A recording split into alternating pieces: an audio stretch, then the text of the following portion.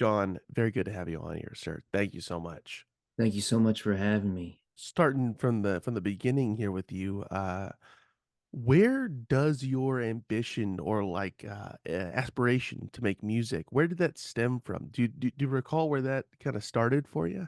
Man, and I've said this before, but when I was younger, I had a hard time finding a place where I felt comfortable and fit in, and I tried all different sorts of school organizations, and tried every sport once. Um, you know, I think. I tried visual art. I tried, I mean, pretty much everything. Just to try to find something that stirred um, the spirit in me, and I got my first guitar, and it really didn't really, I thought it was just something cool to learn. Um, I wanted to find a reason to be cool, to my friends, and everybody was either where I was going to school, everybody was either a brilliant, kid, or a sports hero, or they I didn't have a spot where I fit in, and I moved so much as a kid.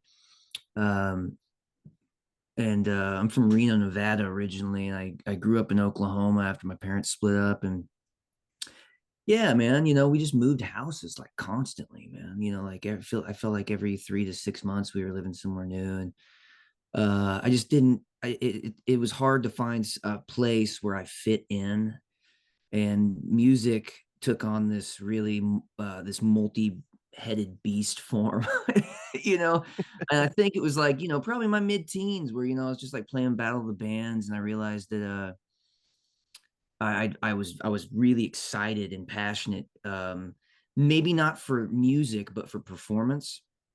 um I loved the group experience, that somebody would get from a sports game, or maybe like a church, or just that the gestalt of group experience, where we're all kind of thriving and experiencing something together.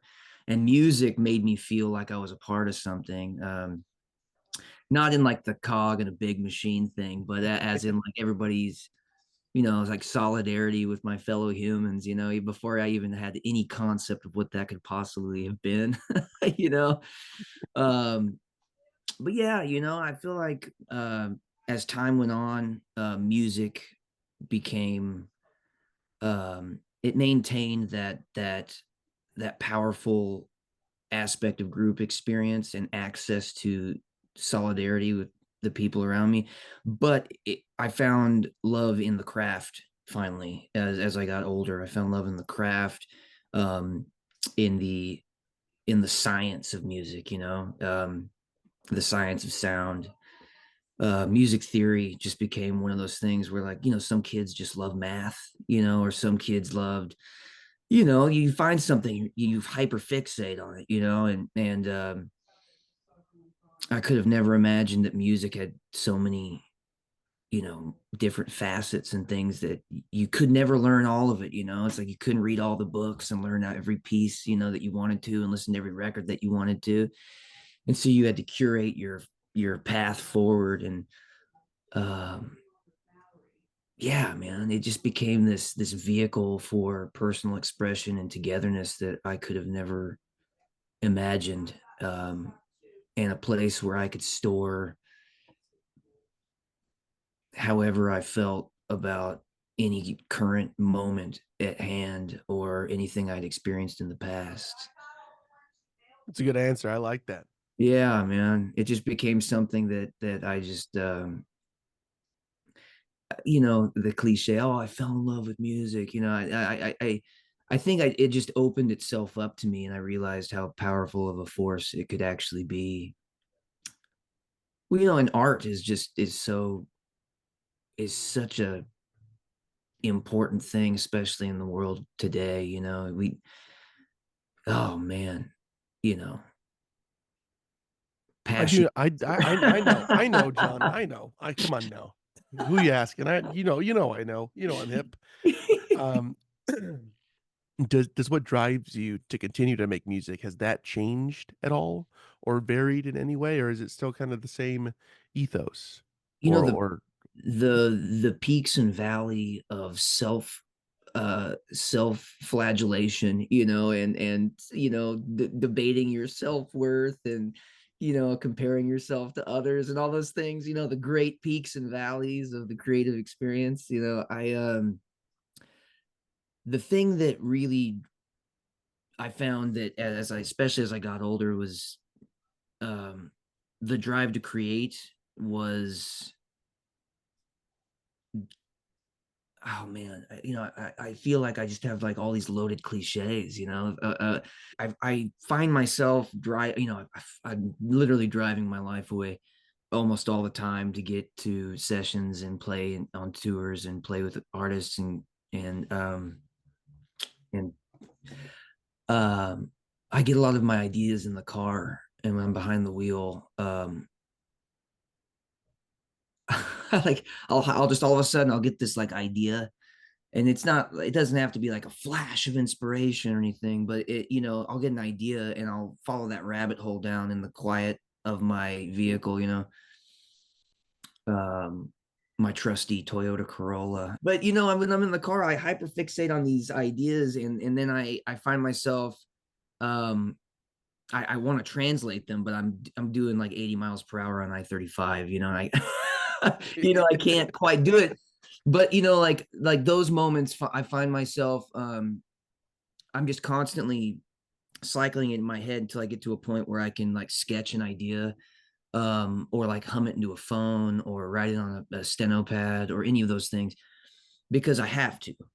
It's something I have to do. And it's not to prove to myself that I'm alive. It's not to create something for someone else to hear. It's just because it's inside of me, and it needs to get out. And that doesn't have to be, metaphysical, or it doesn't have to be,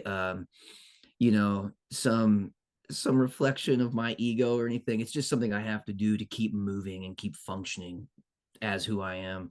And it's healthy for me to make things. A good example, the other a few months ago, I released an EP called Shortwaving, and I had a few of these songs, and my partner Lydia, great songwriter, great engineer. Um, she pushed me to, kind of follow that rabbit hole and finish this batch of songs, and released it. Loved it. It was such a cool experience. And then I thought to myself, I've always been a huge fan of movie scores and of video game scores and of ambient and instrumental music. And so I thought, I'm just going to reimagine this whole album for piano and strings without lyrics. And so I was in my car, I got to my session, and then I started like writing up charts and diagrams of how I could compose that, like, and I named it Awful Quiet, which is a lyric off of, Shortwaving. But I had to do it. And and I'm not saying in any by any means it's important, or that it's, relevant to the world, or that it's like doing anyone any favors, or like I'm redefining none of that stuff. I had to do that because there's more stuff to do. There's more things I want to get done. But it was something that I felt creatively drawn to, and it made me feel more connected to the work itself by reimagining it so soon. It was like 3 months after we released it. yeah, do you feel like you would have wanted to do the opposite if Awful Quiet rather was the first release? Do you think you'd want to go back and say, okay, I want to add some lyrics to these songs and re-release it as well? I mean, but not particularly, but that's how it works, like, you know, This is another anecdote. You know, I had to have vocal surgery in 2023, and I couldn't talk or sing for a while. And I was like, oh my God, I still want to make things. You know, I still want to make things. And I released like a trio of ambient and piano records, you know, and I had never done that before.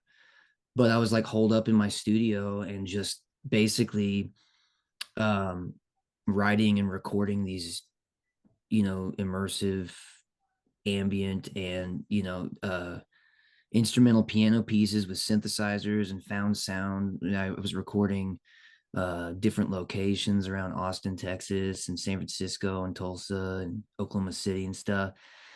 And you know, I was just making records because,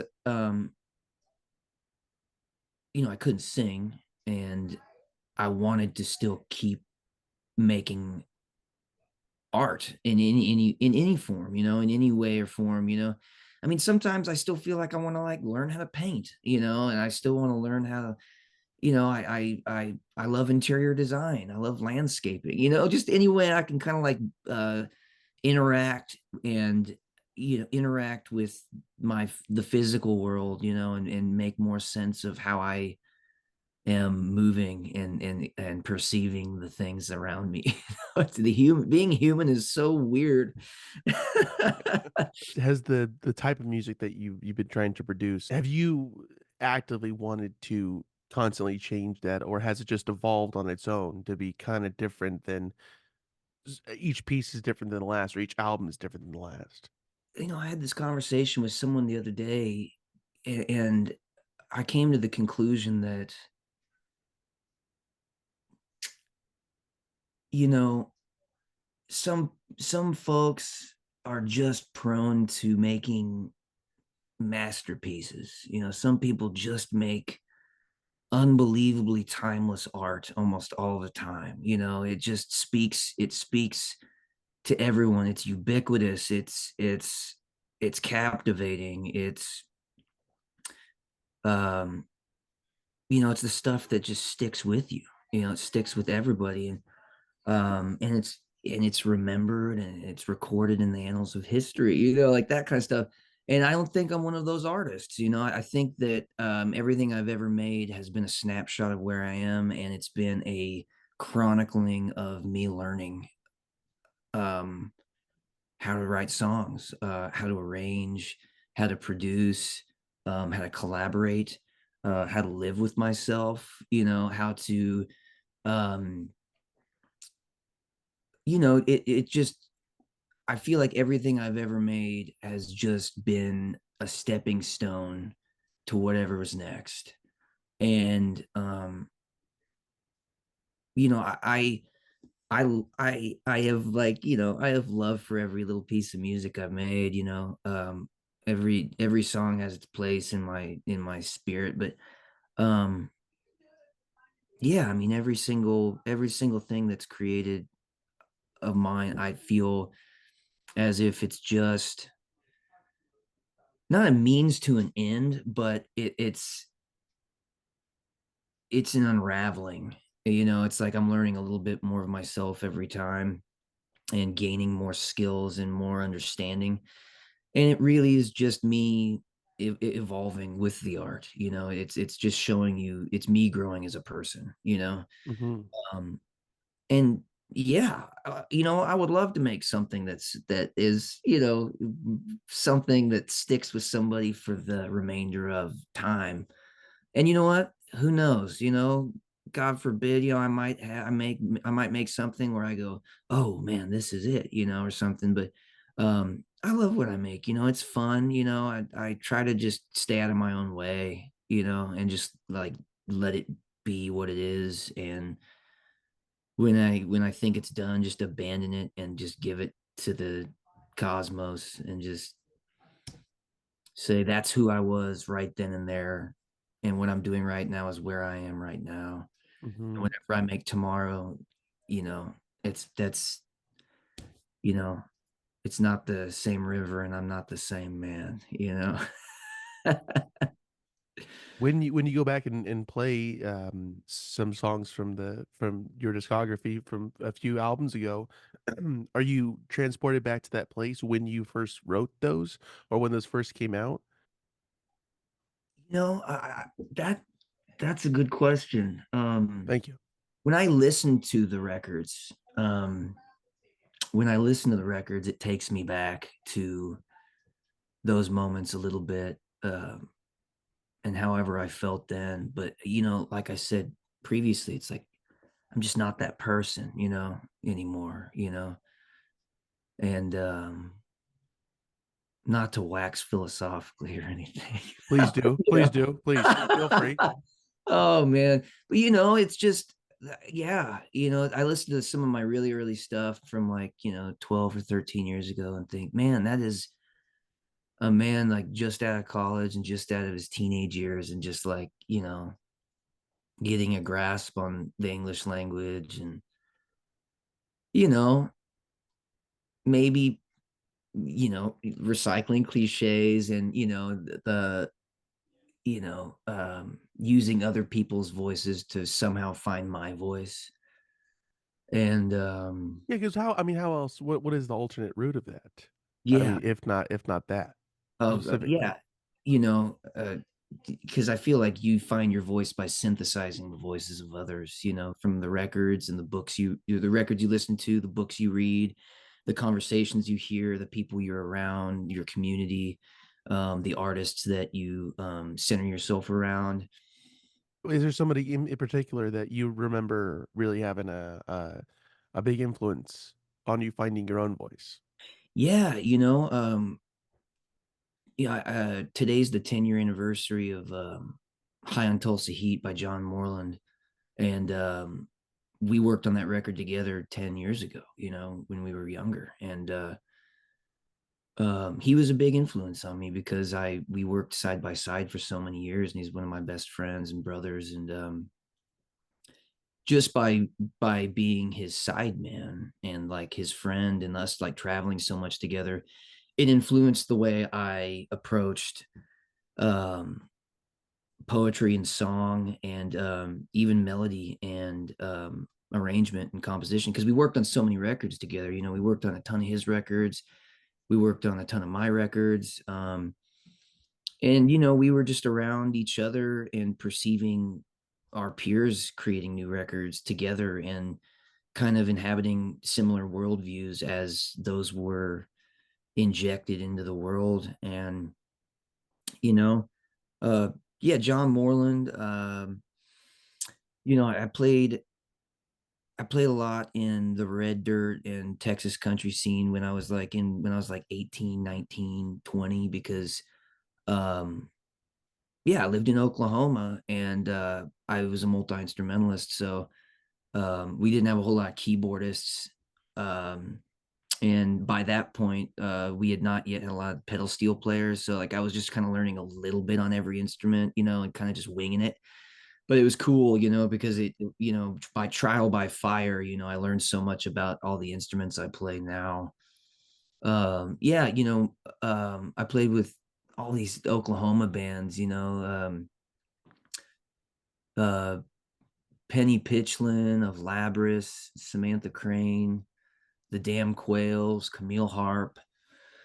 Man, I mean, there's just so many Oklahoma artists that I just grew up around and I grew up listening to them and they influenced me so much. Michael Loveland and Sean Barker of this garage band from Norman, Oklahoma called Early Beat. We formed a garage band together called Pool Boy that I played drums for. And I learned so much about pop music by playing garage, in these like, you know, raging garage bands. And yeah, man, I feel like when I was at the University of Oklahoma, I wanted to be in the music program, and in my dorm there was all these classical kids, and like I was like, hey man, if I buy you lunch, will you like give me a lesson like in classical piano or something, And I feel like it's just this amalgamation of like all the people you meet and all the musicians you encounter, and the opportunity you have if they can give you just like, anywhere between what 30 minutes to 30 years. You know what I mean? And yeah, everyone I've ever played for has somehow influenced me in one way or another. I Yeah, and it's so funny because I'll pick up a gig as a sideman and spend a tour, 2 tours, 3 tours, 5 tours, 10 tours with a band, and then you come home and you're kinda writing your own music and you go, "Why does that sound familiar?" And you're writing, like, turnarounds. It might be n n not, um, note for note or, turn for turn, but, Inspired reminisce. by, yeah. Yeah, inspired by, and then you kinda giggle to yourself because you've played that music so much and that you've immersed yourself in those worlds, they become a part of you, you know? And, I feel that that's art, it. Yeah. Are you, I mean, are you going into these hired gun scenarios now knowing, like, "Alright, I'm gonna fully immerse myself within this music, within these people, and just trying to, like, glean whatever they're trying to offer through Yeah, music?" um, yes, and I feel like nowadays more than ever, I try to immerse myself in the music and the people very quickly because if you're gonna be spending, half your year in a van or on a plane or on a stage with these folks, you wanna love them, you wanna, like. I don't you know, I love science fiction and westerns, so the term hired gun is the coolest name, you know what I mean? Like, you're the hotshot lone wolf, hired gun character out on the range, and then, like, the romantic brain is like, "Man, that's cool," that that sticks. But, it's less hired gun and lone wolf and more, you can't have that mindset going into being hired in these bands because you really do want to love and appreciate and be in a community with these folks. Um, if you're not going to be at home and you can't be a part of your local music scene, you have to make a scene where you are, and Mhm. be supportive and be aware that we're all human and we all have emotions and we all have our own, proclivities and our own tendencies to be ourselves for better or worse, that everybody, can be cranky, that everybody can be goofy, that everyone can be, like frolicking around, and all that stuff. But I feel like when it comes down to it, I need to constantly remind myself that these people are friends, not um not my boss, because I tend to get a little bit weird, if I just think like, oh, this is just my boss, because then you start being like, oh, the boss, it's like, and this isn't an office job, man. This And it's isn't. not Bruce Springsteen, yeah, so, It's not an office job. My partner just recently turned me on to that Severance show, I and haven't gotten into it. Is it good? yeah, it's horrifying. It's this crazy science fiction depiction of like, capitalism and American office life, and it's like it's fucking horrifying, man. It's like I'm so glad that I'm not, in the shoes of these poor people, but it's not an office job, and I don't feel comfortable perceiving it as anything remotely similar to that because these are artists and people too, and I like the art. It's cool. you know um I feel like I can make that decision. If somebody wants to hire me, I'm like, wow, you dig into the art and you dig into who these people are, and then you start spending a lot of time with these people. You show up prepared and these people become a part of you too, you know? And it's not just your art, you know, you are a product of the people you're spending time with, you know, and it's a gift, man. It's been nothing short of amazing, you know. Even the hard times have been revelatory. You know, I've learned so much in the past, wow, 17 years of touring and playing in, you know, so many bands and on so many sessions, and I just look forward to doing it until I can't, you know. Right. Did you start making your own music while in college? Is that when that sort of happened for you? Yeah, you know, when I was like 14, 15, I had the guitar hero mentality and I wanted to be Jimi Hendrix, and, you know, I didn't really care for the arrangements or the songwriting or the sentiments, and so I didn't really give any of that stuff much thought until my early 20s. Um I was just kind of bombastic and running around and turning up my guitar too loud and, you know, making a sonic ass of myself. You know? And so it wasn't until like my early 20s that I started falling in love with like folk music, you know, and softer, you know, I almost said adult contemporary. But you know what, you know, alt country and proto Americana, and you know, I feel like the beginning of my songwriting career, we were slowly understanding what Americana was, and it was becoming more of a, you know, more of a ubiquitous term for, you know, American folk music, you know, and country music that didn't fit in the traditional sense. You know, it wasn't folk music, you know, or it wasn't traditional folk. It wasn't country swing. It wasn't traditional country music. And you know, I feel like that was um God, yeah, I think 2009 to 2012, I think, was when I was at university, and I learned a lot about songwriting just by being around songwriters, you know. I had somehow convinced myself at that age that songwriting was just something that came to you, you know, it wasn't something you had to work at. Um so I was diving more into like music theory and production and, you know, the music. I wasn't thinking about melody and song and lyric. And so yeah, I'd say, you know, I mean, man, I think I cut my first EPs probably like 2010 to 2012, and then my first full length, I think that was, you know, in the blog era, you know, pre streaming and stuff. And yeah, man, you know, I think that was around the time I kind of started understanding that songwriting is a craft and it's something that you have to spend time with, and it's a blade you have to constantly sharpen. That was 3 EPs, right? 3 EPs before, for a full length, right?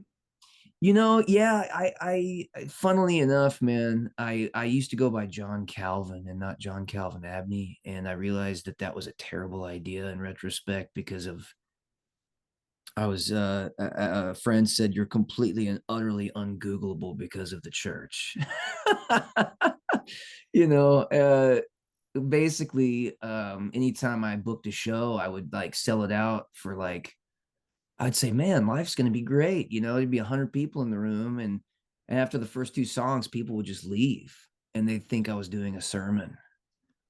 Like the Presbyterian church, they thought I was doing a sermon or And something. you weren't? No. Okay, alright, But, you so, know, it's so funny because I wasn't there, I don't know, and I so did finally I that. changed my name, you know, like I think those EPs are just, you know, I could barely sing at all. And I had great players and great friends on it. And I was just learning, you know, it's like I said, you know, every single thing I made has just been I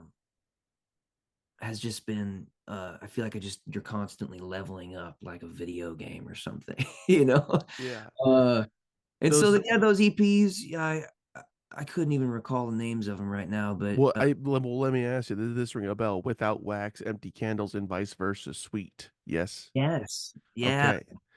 With those 3 specifically, did those do you feel like in hindsight, those really set the tone for the music that you were about to release to the public? yeah, absolutely. I think Empty Candles, Vice Versa, and Without Wax, all you can hear the voices that were influencing me at the time. You know, I had just found I'd been listening to Elliott Smith for a long time, and I just found Jason Molina, you know, and Songs of Haya, Magnolia Electric Company, and I think I just been listening to Sun Volt, and I was just I was finding all these things that my friends had been listening to forever, um, but I it's so funny because those three particular records were the beginning of me realizing I had to make things, like I had to create. Um, and by any means necessary too, because limitation was the sire of invention for those albums, I like that. yeah, because I didn't have much. We recorded Vice Versa in a single night because my friend was an engineer at Tiny Telephone San Francisco, the late Tiny Telephone San Francisco, and I had made some records there. I made my first full length there, and then I worked on a few records with Samantha Crane there. And yeah, my friend Jacob Winnick, who'd worked on a lot of those sessions, was like, "Hey, do you want to record some stuff? We can. I got the studio all night, And I walked in, and I had like two piano pieces written in four songs, and said, "Yeah, let's make a record right now." And my buddy M. Lockwood Porter walked in and played guitar on it, and like we made a record in 8 hours. And then like left and went and got coffee in the morning. Empty Candles, I made it. I was like just about to go on tour, and I had my 4-track tape machine in my mom's living room. I think I was 23 maybe.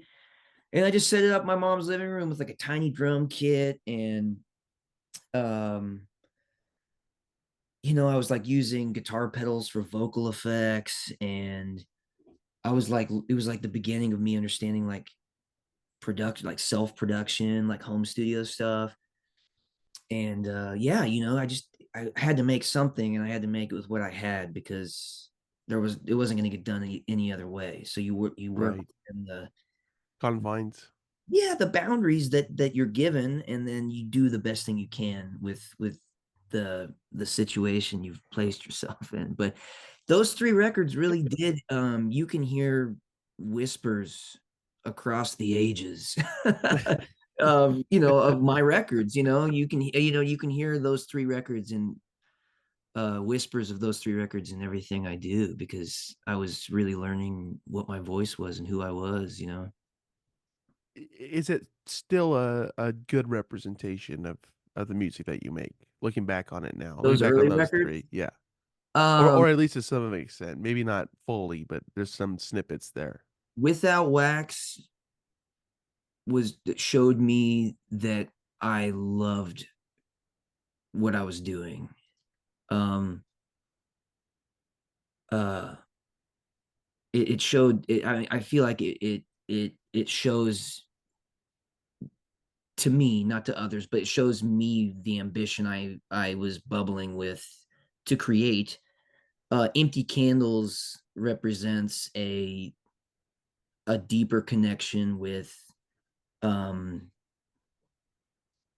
with who I am and how I perceive the world, and how I was trying to express it lyrically and sonically. It's a very um weirdly like emotional, and um God, for as ridiculously verbose as I've been in the past 30 minutes, I don't really have words for Empty Candles. It was just one of those things that I made, and yeah, it was like an emotional piece of work that I didn't think anybody was ever going to listen to, and I feel like most people haven't heard it, because it wasn't ever on streaming. It just sits on Bandcamp, but yeah, it was just like a kid that was trying to sing his heart out and express how confusing it is just to exist, and vice versa, proved to me that I loved instrumental music, and that um my influences were starting to shape my voice into what it is continuing to be and continually changing to be. And yeah, it's so funny, man. It's like you ever play Legend of Zelda? No, but I know what it Kind is. of like the triforce of weird unheard EPs by people, like no, when in my mind, it's like those records, like, I don't think anybody would listen to those, but like I listen to those and think like, man, those are like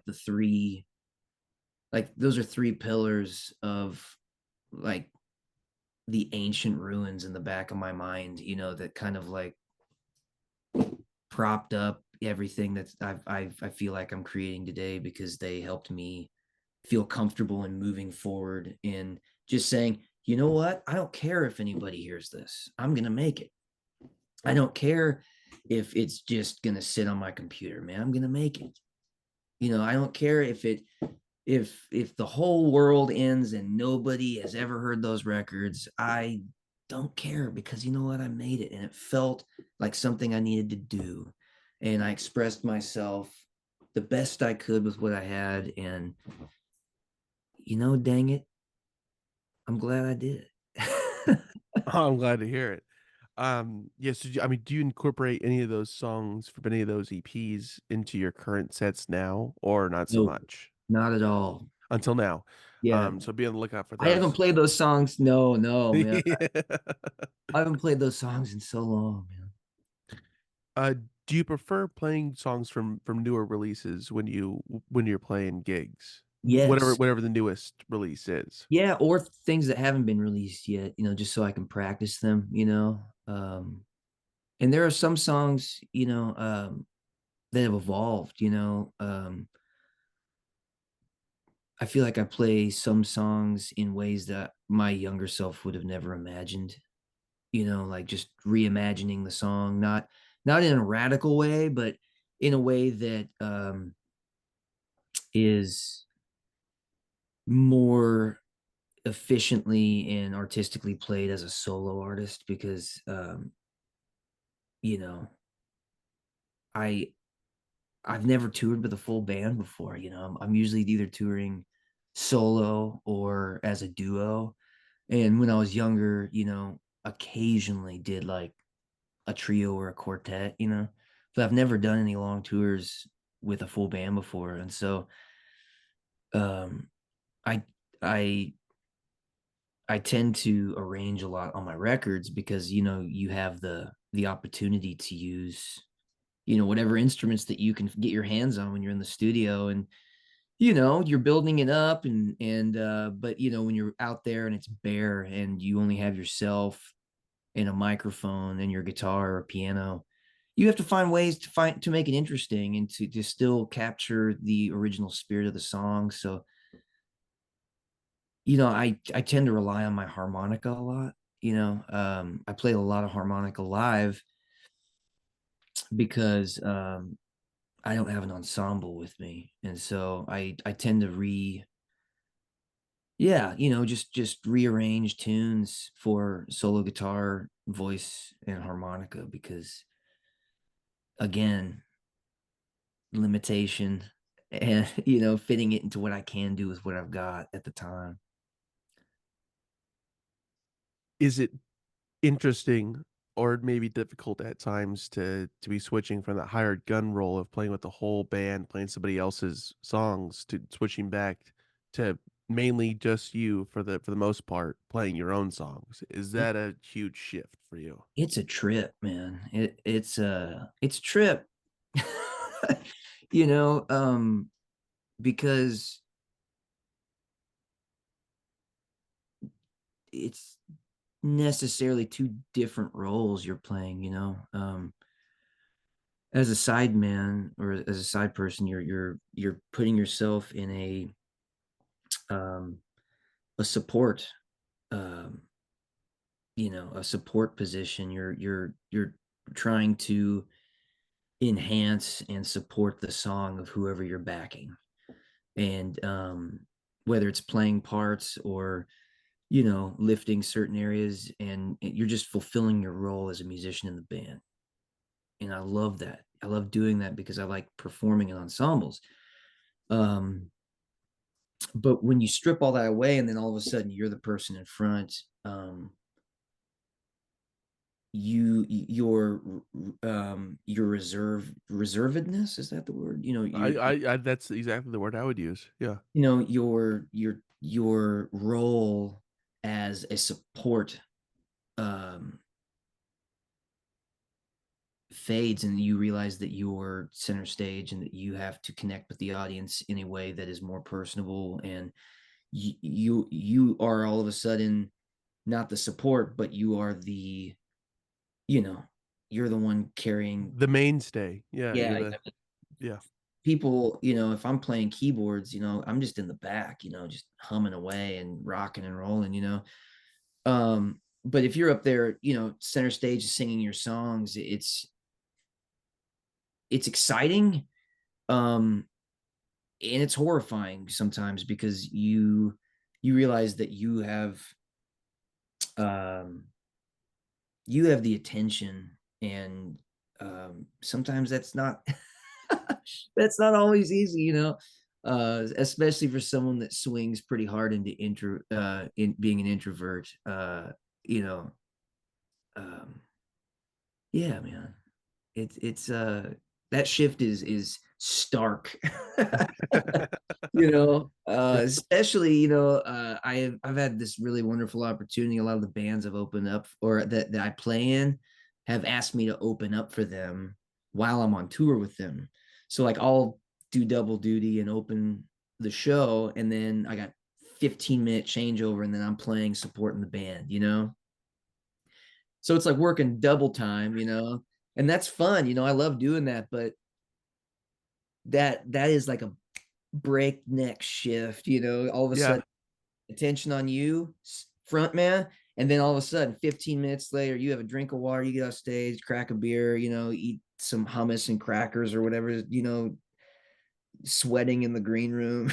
And then you walk on stage, and then nope, you have a different role, and you have to sit back and reconfigure how you connect with the band and the audience, because there is some sort of like ego shift also, Right, because sure. you kind of have to um know your place, and know how you're interacting with people. And I've always had this big fear since I was younger of, like playing too much and getting in trouble with and so and Lord knows I've done it before, I get too excited and play too much or play too loud, but those are the lessons you learn, and yeah, man, you'd be surprised how many times I get asked that question because it's weird. It's so strange, and it's fun though. Um, yeah, it's a blast to do both. Would it be more difficult if you were going from a band atmosphere to just pivoting to solo? Yeah, and I don't, just because of show logistics, it would be wild to play in a band and then follow a band solo. You know what I mean? Um, I've seen that happen with folks before, but I've never been in that situation. Um, I mean, it's such a weird business anyway, man. I mean, it's just you swing with the punches. You have to be malleable and adaptable, or it just doesn't. Or you just stress out all the time. Yeah, yeah. God. Uh, Um, your first the first album, going back to your music, that was, Better Luck, right? yeah.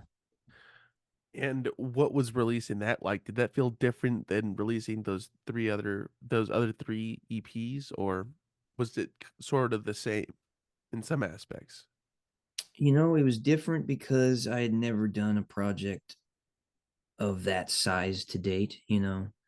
I'd only made uh, a song here or there, or like a cover for a compilation, or those EPs, you know. There's also two EPs before those three EPs. You know what I mean? Like I was just like putting stuff out and just kind of throwing darts at the wall to see what was going to stick. And, you know, I just didn't understand anything I was doing. I was just doing it, you know.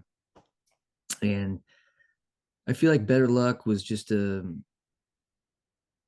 know, I was just making a record with my friends, but I didn't know how to make records, and I didn't really know how to sing much still. And you know, I knew it was a step I wanted to take, and I didn't care if I was ready or not to take that step. I just thrust myself into it. Um, I listen back to those songs sometimes. Actually, it's 10 years since I made that record, or 10 years since that record came out, as Wow. December, I think, of 2024. So yeah, it's been, you know, 10 and a half years, I think, since I released that record. And, you know, again, I think Spotify had just come out. I think maybe my memory is shot there, but yeah, man, you know, I think we only released like, you know, 200 CDs and like 300 vinyl. And on And that was with a label, right? this small Oklahoma label, these guys, uh, they were called Foolish Philosophy, man. Damon and Jared were just buddies and heavy music fans, and they just put some of their own capital into like releasing records by me and my friends, Travis Linville and Kyle Reed. And yeah, man, we just it was our first kind of label experience, you know. They were just some guys that had money that said, let's make a record label. And it was fun, you know. They were so cool and supportive of us, and they wanted to help the art, you know, the arts community, and help these kids make, you know, get their music out. But man, yeah, Better Luck was such an experience for me because it was also when I first started touring really, really hard, and I was just gone all the time.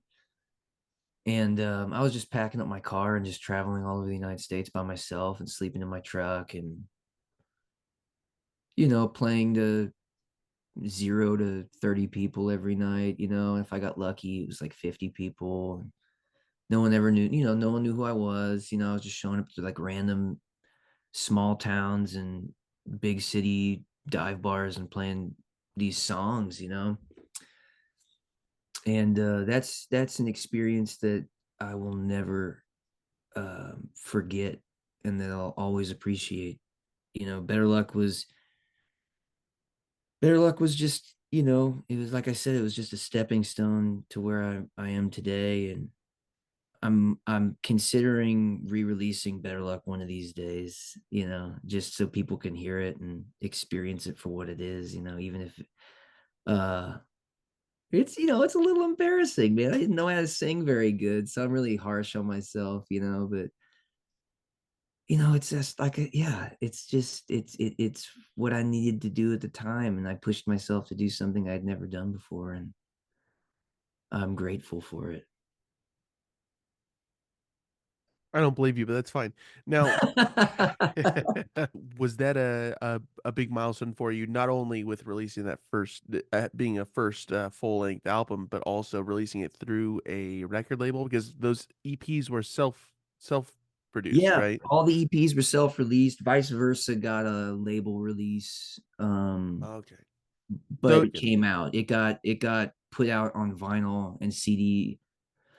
Well, I released it on tape because there was a small tape label in Norman, Oklahoma called Tape Gun, and they were putting out like indie and like noise records. back in like 2013, 2015, and they put out vice versa.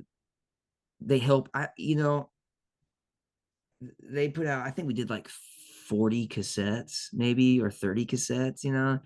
And then I did some CD. I did like a small batch of CDs, and then Black Mesa Records put it out on like a cool bunch, like a bunch of 10-inch records. But yeah, Better Luck was my first opportunity to work with like an independent label, and yeah, man. And they were easy and fun to work with and kind people, and you could just tell that they were music lovers and that they wanted to, yeah, like, lift up the artists that they enjoyed listening to, and just some normal cool dudes. you know I uh love normal cool dudes. yeah, normal cool Those are the kinda dudes, man, guys. that just love music, and just support and love the people around them. And yeah, Better Luck was my first experience working with a label. I think it was the first time I looked at a contract too and winced. It makes you cringe and, like, die inside a little bit. Um, yeah, I've read that. Maybe it wasn't with, Better Luck, but yeah, I mean, you and we kinda touched on it a little bit before, but recording in non-conventional sort of ways. Was that for Better Luck that you recorded stuff in, like, hotels and rooms across the No, country? no, that was Tourist, actually. That was my 2022 record. Actually, and that's my last full-length record I put out. Yeah, I was in living in Tulsa at the time, and a friend offered their garage apartment to me in north of San Francisco, and COVID hit, and I just said, yeah, my lease was up in Tulsa, and I just decided to, like, pack my car and drive to San Francisco and move in to this garage that didn't have a kitchen, this beautiful tiny little garage apartment in the trees. And uh yeah, Are you saying that the apartment was inside of the garage? Is that what yeah, yeah, Okay. yeah, yeah, yeah. And it had like a bathroom, and it was like, it was real small studio space, and I had a hot plate that I cooked on, and it was Living cool. it up. Yeah, it was a blast, man. I just walked around a bunch.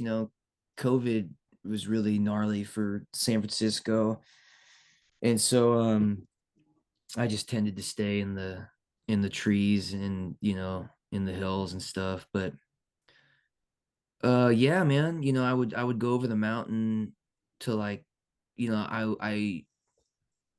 I've I'm a sucker for nostalgia and sentimentality. So, like, I would drive from San Francisco over Echo Summit and down to, like, South Lake Tahoe and get like a really shitty motel and, like, record demos there for, like, it was like $30 a night. But it didn't matter to me. It was like one of those things where it was like I was just setting up my little studio in any space I could and cutting tracks and It corresponding with John Moreland over Dropbox. And Yeah, I read that. What was that process like? Was did that we did the same thing for Familiar Ground. So him and I, Wow. like, he would, like, I would, like, send him the song on guitar, and he would play like drums to it. And then I would be like, okay. So he'd send me the project file back, and I would play guitar, piano, synthesizers, harmonica, and then sing a scratch vocal. And then I'd send it back to him, and he'd play bass on it, sing some harmonies.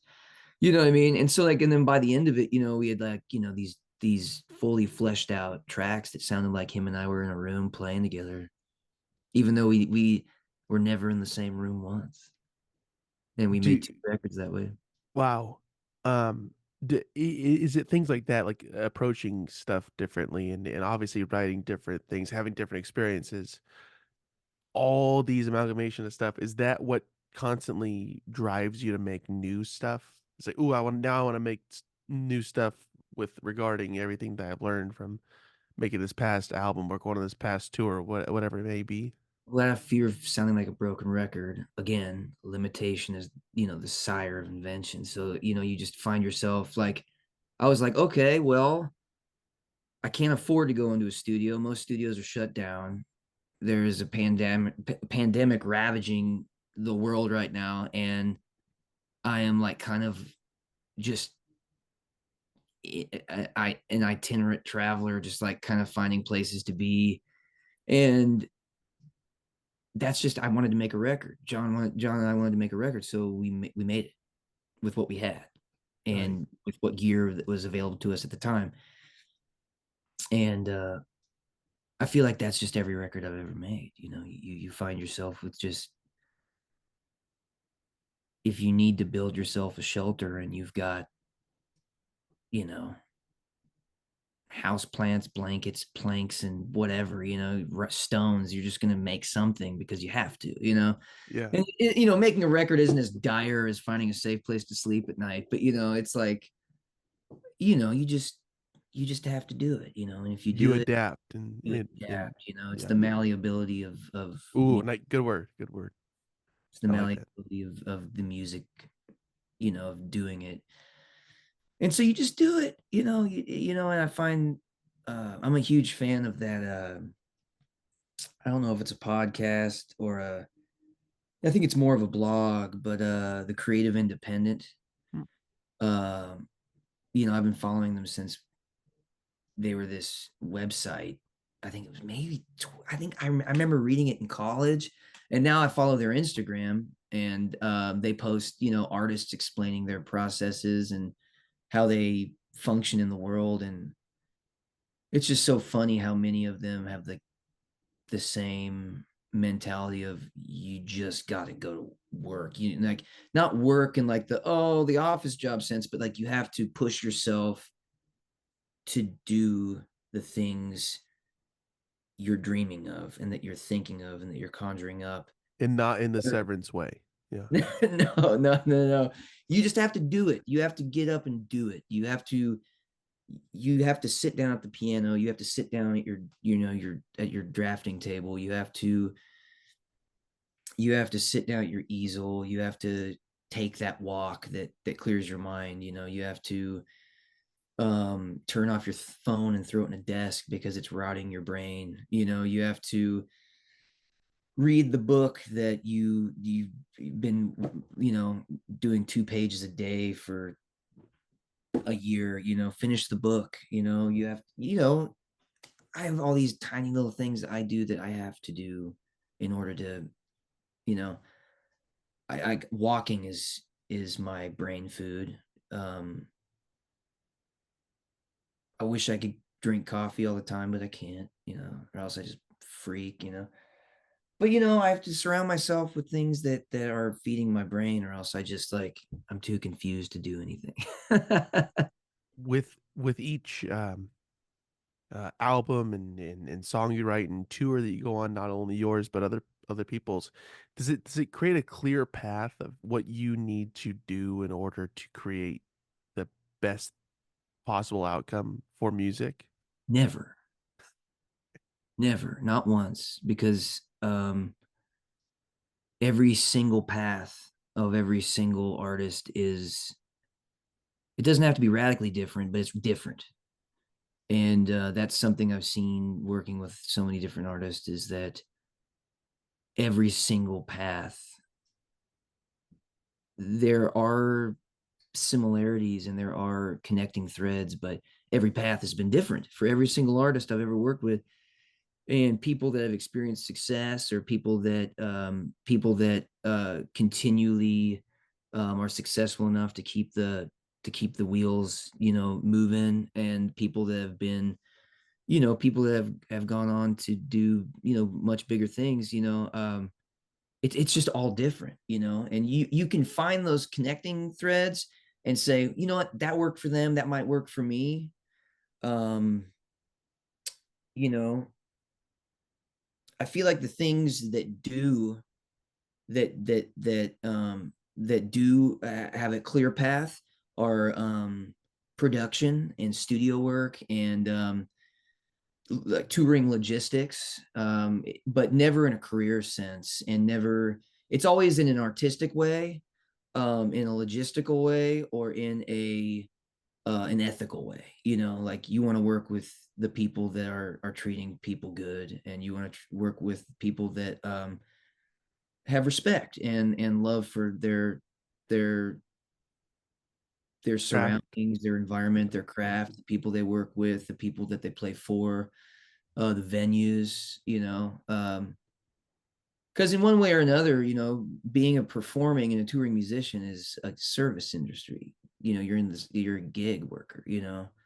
Um, and you just want to, just everybody, you never know what anyone else is going through. So you really need to just give yourself a wider understanding and a more vast love for the folks in the business, because it's not easy, man. You know, it's really stressful, you know, and even the good times are fraught with, you know, you're like, oh, we did it, and then you're like, now what? You know, it's like, you know, it's tough, man. It's hard on the body, it's hard on the brain, but it's uh I think as long as you keep good people around you and good in your heart, and you just keep making stuff, it's just you find yourself with an embarrassment of riches, you know.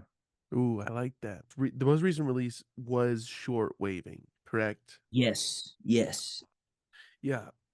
In that and then that formed Awful Quiet, Yeah. which we kind of talked about.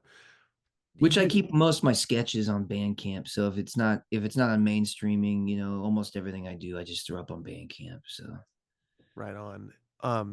It have you thought about going back to other previous releases and kind of doing that sort of a thing, building another album off of a previously released album? Or is it just kind of a one and done scenario for you? you know, um, I've got kind of like vaults of demos and sketches from all those records, you know, like ideas that became like sometimes I'll write the same song. Like like the song will be written, it'll have a different name, different melody, maybe similar words. And then I will absolutely decimate that song to make a new song out of maybe two sketches I had. And then all of a sudden I've got one song from two skeletons of other songs. And then I will, you know, annihilate that song. And then all of a sudden it's like two songs became one song. And then three ideas became another song. And then that song and this song were destroyed to make this song. You know, it's so funny because sometimes, you know, you're just, yeah, it's weird. You know, subtractive and destructive editing is like kind of my best friend when it comes to getting music written. Um, I'll Once write a something is subtracted, though, is that just gone forever, or do you no, shelve it for it another goes piece? into the cauldron, you know, Okay. into the great weird dusty vaults. You know, you just find, you know, yeah, you know, the other day I opened up this box that was just full of like napkins and scraps and like weird stuff and just like, you know, embarrassing, you know, first shots of ideas and stuff, and pulled something out that was ended up being um part of a song that was called Sickle Blade Moon that was supposed to be on Empty Candles. And I took part of that idea and part of another idea from 5 years later, and then part of another idea from 6 years later. And I wrote Truckee River Blues, which is on shortwave. You know, it's just like, yeah, it's a threading together of sentiments and ideas. And you just find yourself with an end product and you say, well, that's that. You know, you just abandon it. You say that is its realized form. But look how many years and how many evolutions and how many forms it took to become the way it is now. You know, it's like yeah, it's like stone, man. Did you know that you would return to those songs to recreate them, or was it just something that just organically happened? It organically happened. You know, I was sitting in like that particular song. I was sitting in Lydia's kitchen, and I just started humming the chorus, Sickle Blade Moon, and over different chords. You know, I just had thought about that song for some odd reason, and then I just took that line and injected it into that. It became like one of the Shine On Sickle Blade Moon, which was a chorus of a song that was supposed to be on Empty Candles. You know, Yeah. that was So things will 14 stick years around ago. for a bit. Yeah, that Yeah. was so long ago that I wrote that song, and it never got released. You know, I never did anything with it, and I just, yeah, you just tear it out, man. You just use it for something else. You give it new life. You know, Mhm. pruning.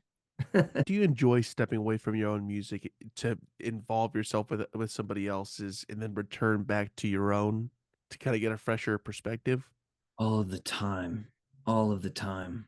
You know, Is it, like, kinda maybe a more crucial point for yeah, you now? you know, sometimes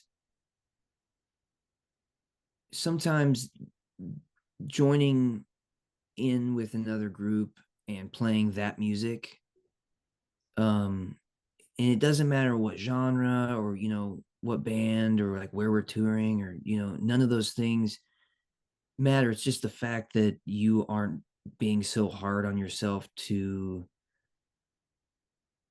you know, and I'm sure you've heard the term, you know, I think I heard it the other day, was it hustle culture? You know, I feel like we're so wrapped up in this idea that we have to be constantly producing content and, you know, constantly being available to the world and constantly, you know, like on each other's asses if you know you don't text me back in 2 hours. You know, it's like, does that guy hate me or something? You know, it's because we Which they probably do, let's just say it now. Like, if somebody doesn't get back to you in that amount of I time, had a come on. French teacher in college, man, and he passed away not too long ago, and he you know, I remember skipping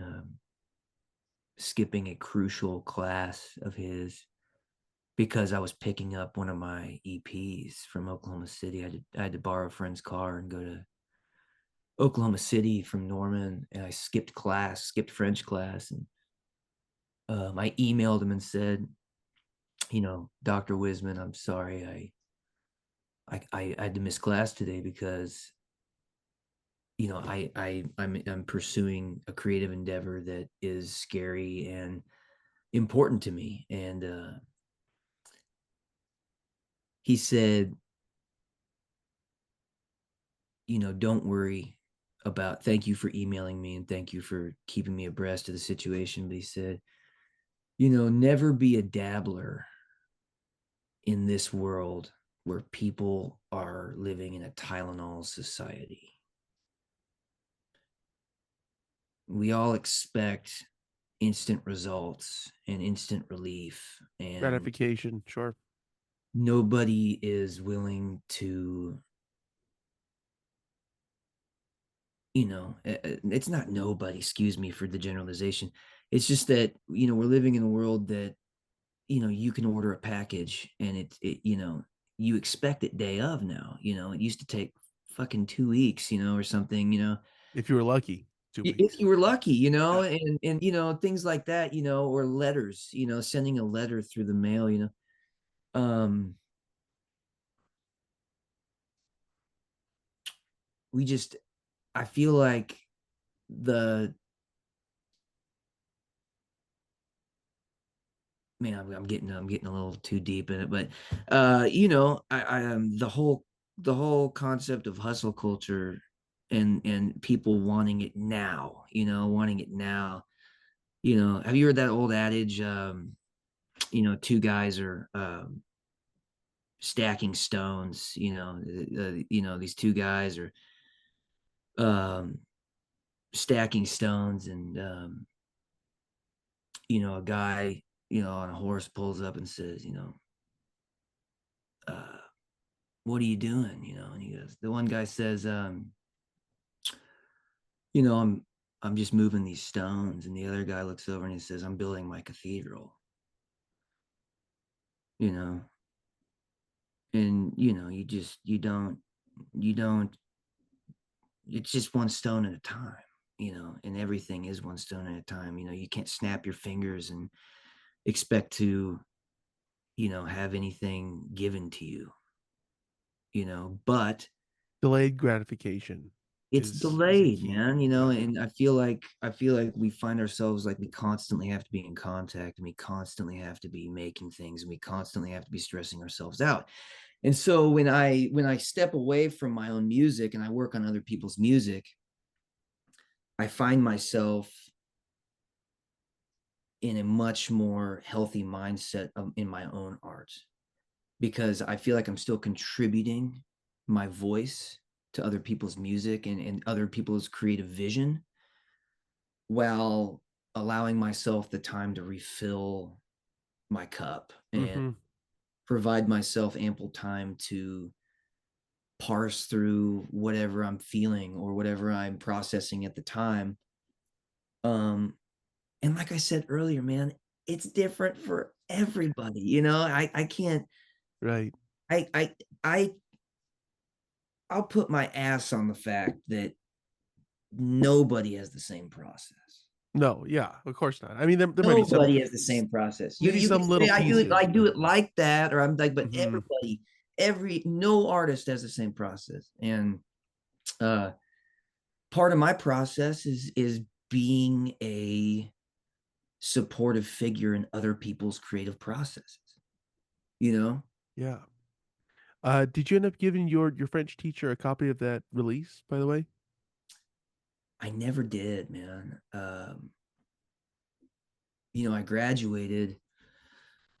I graduated in 2012, and I did write an essay for him in defense of him being awarded Professor of the Year in the foreign language department, and he won because of that email he sent me. And Hey, I have that email printed out, and I've kept it in my creative space for a long time. yeah, what was it? What was his name one more time, Professor? What was it? Dr. Doctor? Samuel Albert Wisman. Man, that is really awesome that he that Yeah, they give you that sound advice. yeah, Um, that's a great story. yeah. I'll never Um, forget it, man. I was, no, no. and he was gonna, I think it was like a three absence. If you were absent more than three times, you got docked a letter grade. Ah, And so he totally understood and said, never be a dabbler in this world that is living in a Tylenol society. And I'll never forget it, man. yeah, He that's said, awesome. if you were gonna do something, you put your whole ass in it, man. You do not, do not half step, And if you're gonna do something, do it with intention, And then, yeah, it stuck with me forever. And That's if I amazing. find myself half stepping, if I find myself, not giving something my all, I'll get on my own case and be like, what are you doing, man? You can do this better. Don't Yeah. don't don't don't do just enough. Like, do what you are capable of. Not to sound like a gym teacher or anything, but No, but you gotta that's climb the rope. Climb the rope. yeah, Yeah. man. But working with other people helps me do that. Heck And yeah. I really love helping other people either develop or hear what they're building in their hearts and heads. There's nothing better than when you walk out of a studio session, they're like, that is exactly how I heard it in my head. Or I could have never even imagined that this song would take on this form. And I'm so stoked. That's like, that's the best feeling you can get, man. Just to help people get to that point. Right on. John, that is a great way to cap this off, sir, and I really appreciate you coming on. Absolute pleasure chatting with you. But before I let you go, we got some promo to do here. Now people should go to your website for the merch, right? They can get the merch there. They can also get the merch through the Bandcamp, correct? Yeah, yeah. You can go to my Bandcamp, johncalvinabney.bandcamp.com or johncalvinabney.com, and me and my manager fulfill all those merch orders. So So we it's can, done with love and care, and whatever yeah, you order, you're gonna get. 100%. Okay, I will perfect. I will have I will have helped package that merch or been a part of the situation. So Your love is inside that package, so without a shadow of a doubt. Yeah, just order some love. Just What got a new full length done, and more news about that soon. Right on. That's awesome. And yeah, one more time, johncalvinabney.com, johncalvinabney.bandcamp.com for the merch and mostly all the music is streaming everywhere wherever people get their music, right? Yeah, and if you want to do a deep dive and really hear, I have a lot of demos and sketches up on Bandcamp, and all my early, like 99% of my early stuff is up on Bandcamp, so you can kind of hear everything I've done. And also, if you feel like hearing anything I've worked on, my website also has a discography section that shows every record I've ever worked on and every record that I've been, um, blessed with the opportunity to contribute to. So That's great. And shows are also posted up there every once in a while, correct? yeah, yeah, on the tour dates section, which also will be resplendent with dates soon enough. Perfect. And so yeah, again, you can go to the website or you could follow at John Calvin Abney on Instagram to stay up to date with news and tours and shows and all that other good stuff. So yeah, be sure to do all those things that we just mentioned. And do we have anything else to promote? No, man, thank you for just letting me talk your ear off, man. It's good to talk to you. John, I'm glad that we were able to do this. The people at music didn't want this happening, but we said fuck them, but we're gonna do it anyways because we're freaking renegades over here. Yeah, John, you're the man. I'm gonna stop recording this and I'll talk to you in a minute, okay? Without a doubt, man. Thank you. All right, thank you.